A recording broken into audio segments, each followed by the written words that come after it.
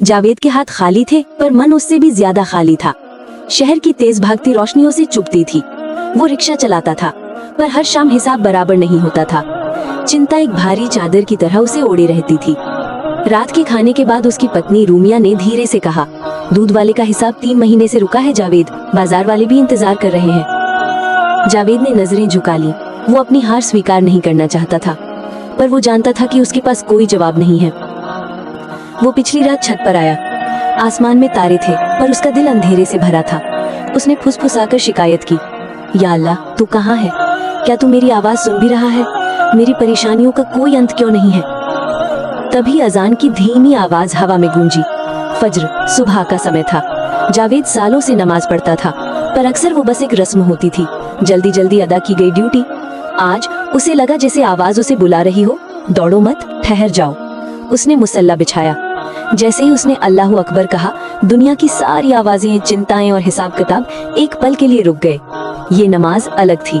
ये एक मुलाकात थी जहां वो अपने खालीपन को भरने की कोशिश नहीं कर रहा था बल्कि उसे पूरी तरह सौंप रहा था। उसने रुकू और सजदे किए। सजदे में जमीन पर अपना माथा टेकते हुए उसने पहली बार महसूस किया कि नमाज पैसों की कमी या दुनियावी मुश्किलों को दूर करने का जादू नहीं है। ये तो मन की गरीबी दूर करने का जरिया है। ये स्वीकार करने का तरीका है कि वो अकेला नहीं है। सजदे से उठने के बाद जावेद ने एक अजीब सी रोशनी महसूस की।